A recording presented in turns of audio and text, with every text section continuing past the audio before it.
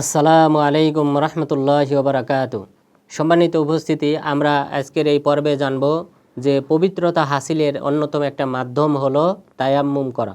তায়াম্মুম কিভাবে করতে হবে এবং তায়াম্মুম কারা করতে পারবে ইনশাআল্লাহ, এবং তায়াম্মুমের সাথে কি কি বিধিবিধান জড়িত, এই তিনটি পয়েন্টের উপর আলোচনা করব।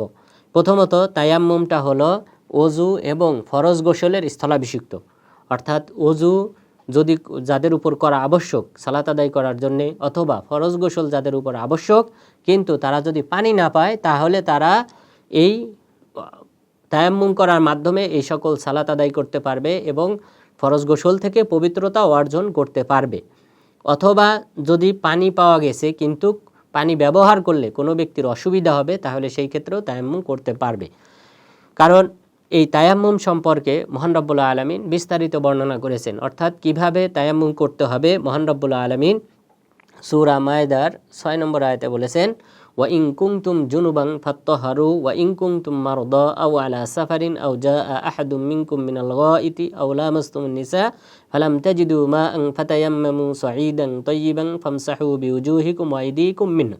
মহান রব্বুল আলামিন এই আয়াতে কোন কারণে তায়াম্মুম করতে হবে এবং কারা করতে পারবে সেই বিষয়টা আল্লাহ তাআলা তুলে ধরেছেন। মহান রব্বুল আলামিন বললেন, ওয়া ইন কুনতুম মারদা, যদি তোমরা অসুস্থ থাকো, আও আলা সাফার, অথবা যদি সফররত অবস্থায় থাকো, ফালাম তাজিদু মাআ, আর তোমরা যদি পানি না পাও, তাহলে তোমরা পবিত্র মাটির মাধ্যমে তোমরা পবিত্রতা অর্জন করো। ফাতায়াম্মামু সাঈদান তাইয়িবা ফামসাহু, কিভাবে করতে হবে? পবিত্র মাটির মাধ্যমে তায়াম্মুম করতে হবে। কিভাবে করতে হবে? ফামসাহু বিউজুহিকুম ওয়া আইদিকুম মিনহু, তোমরা তোমাদের মুখ মাসহ করো এবং তোমাদের হাত মাসহ করো, মিনহু, ওই পবিত্র মাটি থেকে। ওই পবিত্র মাটির মাধ্যমে মাটিতে আঘাত করার পর এরপর মুখ মাসহ করতে হবে, হাত মাসহ করার কথা বলা হয়েছে। অর্থাৎ আল্লাহ তাআলা পদ্ধতিটা উল্লেখ করেছেন এবং কারা করতে পারবে সেটা উল্লেখ করেছেন, যে যদি তোমরা সফররত অবস্থায় থাকো, পানির সংকট থাকে, অথবা তোমরা যদি অসুস্থ থাকো, পানি ব্যবহার করলে তোমাদের অসুস্থতা বৃদ্ধি পাবে, তাহলে তোমরা মাটির মাধ্যমে, পবিত্র মাটির মাধ্যমে তোমরা তায়াম্মুম করো। তাহলে এখন এই আয়াতে আমরা কারণ জানলাম এবং কারা করতে পারবে তাও জানলাম।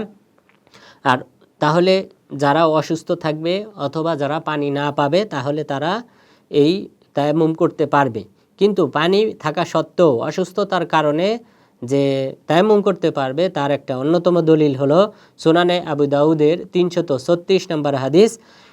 এ ব্যাপারে জাবের বিন আবদুল্লাহ রাদিয়াল্লাহু আনহু তিনি বলেন, আমরা সফরে ছিলাম, সফরে থাকার পর এরপরে ফা আসওয়াবা রাজুলাম মিন্না হাজারুন ফাসাজ্জাহু ফি রাসি, আমরা সফররত অবস্থায় ছিলাম, তখন আমাদের সাথীদের মধ্য থেকে একজন সাথীর উপর পাথরের আঘাত লাগে, তার মাথায় আঘাত লাগার পর এই ব্যক্তি, তার মাথা আহত হয়, মাথায় আহত হওয়ার পর সুম্মাহতালাম, এই ব্যক্তি ঘুমিয়ে যায়, ঘুমানোর পর তার স্বপ্নদোষ হয়। অর্থাৎ এক তো মাথায় আঘাত পেয়েছে, অসুস্থ হয়েছে, এরপর তার স্বপ্নদোষ হয়েছে। স্বপ্নদোষ হওয়ার পর এই সাহাবী তিনি জিজ্ঞাসা করলেন তার আশেপাশে থাকা সাহাবাদেরকে, হাল তাদরুন আলী রুখসা ফিত তায়াম্মুম, তোমরা কি জানো যে আমার জন্য তায়াম্মুম করা বৈধ? তখন তারা বলল, মা নাজিদুলাকা রুখসা ওয়া আনতা তাকদিরু আলাল মা, আমরা মনে করি না যে তোমার জন্য তায়াম্মুম করা বৈধ, কেননা তুমি পানি ব্যবহার করতে সক্ষম। তখন এই সাহাবী কি করলেন? ফাগতাসালা ফামাত, যে এই ব্যক্তি গোসল করলেন, এই সাহাবী গোসল করলেন, মারা গেলেন, নাউজুবিল্লাহ। অর্থাৎ এখানে একটা ভুল ফতোয়া ছিল সাহাবাদের। এই সকল তার সাথী যে সকল সাহাবারা ছিল তারা জানতেন না মাসালাটা। রাসূল সাল্লাল্লাহু আলাইহি ওয়াসাল্লামের কাছে এসে জানানোর পর এই কথা যে অমুক সাহাবী মারা গেছে, তার এই সমস্যা ছিল, আর সাহাবাগণ এই ফতোয়া দিয়েছেন। রাসূল সাল্লাল্লাহু আলাইহি সাল্লাম তখন বললেন,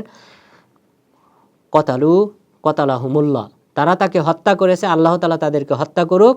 আলা সাআলু ইযা লাম ইয়ালামু ফা ইন্না শিফাউল আই আস-সুয়াল, যে তারা কেন অন্যদেরকে জিজ্ঞাসা করলো না, অর্থাৎ তারা এই মাসালা জানে না, অন্য সাহাবাদেরকে কেন জিজ্ঞাসা করলো না?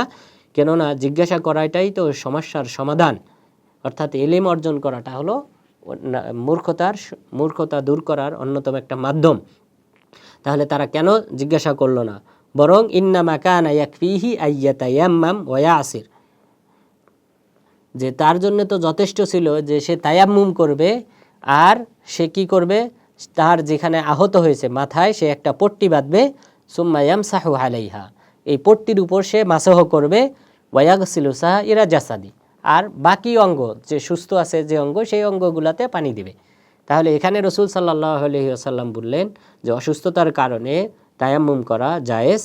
তো এই সাহাবীর ব্যাপারে যেটা ঘটেছিল, এটা অন্যান্য সাহাবাদের মাসালাটা না জানার কারণে, ভুল ফতোয়ার কারণে এত বড় একটা ক্ষতি হয়ে যায় এবং রসুল সাল্লাল্লাহু আলাইহি সাল্লাম তাদের জন্য বদদোয়া করেছেন।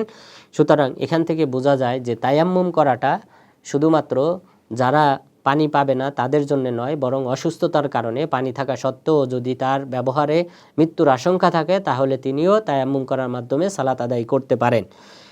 এখন তায়াম্মুম কিসের মাধ্যমে করতে হবে? মহান রব্বুল আলামিন বলেছেন ফাতায়াম্মামু সাঈদান তাইয়্যিবা, সূরা নিসার 43 নম্বর আয়াতে বলেছেন তোমরা পবিত্র মাটির মাধ্যমে তায়াম্মুম করো, পবিত্র মাটির মাধ্যমে। এখানে যে শব্দটা ব্যবহার করা সাঈদ, সাঈদ শব্দের অর্থ হলো কুল্লু মা সাআদা আলাল আরদ, পৃথিবীতে যে সকল বস্তু রয়েছে, অর্থাৎ যে জিনিস আছে, মাটি বা বালু, পাথর, এরপরে ফাখার তথা এঁটেল মাটি, শক্ত মাটি, এগুলির মাধ্যমে তায়াম্মুম করা জায়েজ। তায়াম্মুম করার পদ্ধতি হলো প্রথমে মাটির উপর বিসমিল্লাহ বলে নিয়ত করতে হবে। প্রথমে নিয়ত করতে হবে যে তায়াম্মুম করব, এটা অন্তরের বিষয়, মুখে উচ্চারণ করার প্রয়োজন নেই। এরপর তার দুই হাত মাটির উপর, বালুর উপর, পাথরের উপর সে অথবা এঁটেল মাটির উপর সে দুই হাত মারবে। একবার দুই হাত মারার পর এরপর সে তার মুখমণ্ডল মাসহ করবে। ফামসাহু উজুহাকুম ওয়া আইদিকুম মিন, মহান রব্বুল আলামিন বলেছেন তোমরা মুখ মাসহ করো। এরপরে বললেন ওয়া আইদিকুম মিন, এরপর দুই হাতের কবজি, ডান হাতের কবজি প্রথমে, এরপর বাম হাতের কবজি মাসহ করতে হবে, তাহলেই তায়াম্মুম সম্পূর্ণ হবে। এরপর তায়াম্মুম ভঙ্গ হবে কোন কারণে? তায়াম্মুম ভঙ্গ হবে যে সকল কারণে ওযু নষ্ট হয় অথবা গোসল ফরজ হয়, সেই সকল কারণে তায়াম্মুমও নষ্ট হয়ে যাবে। অর্থাৎ ওযুর ভঙ্গের যে 5টি কারণ আমরা ইতিপূর্বে উল্লেখ করেছি, সেই 5টি কারণে তায়াম্মুম নষ্ট হয়ে যাবে। এরপর গোসল ফরজ হওয়ার যে 5টি কারণ আমরা উল্লেখ করেছি, সেই 5টি কারণেও তায়াম্মুম নষ্ট হবে। তাহলে আজকের আলোচনায় আমরা জানলাম যে তায়াম্মুম কিভাবে করতে হবে, তায়াম্মুম কাদের জন্য করা বৈধ, এবং তায়াম্মুমের পদ্ধতি আমরা জানলাম। এরপর তায়াম্মুম কোন বস্তুর মাধ্যমে করা যায় সেটা জানলাম। এরপরে আমরা জানলাম তায়াম্মুম ভঙ্গের কারণ। সুতরাং আল্লাহ তাআলা যেন আমাদেরকে এই বিধিবিধান জানার মাধ্যমে এরপর যথাযথভাবে শ্রদ্ধা রেখে, আল্লাহ তাআলার বিধানকে শ্রদ্ধা রেখে সেই অনুযায়ী আমল করার তৌফিক দান করেন। আমিন।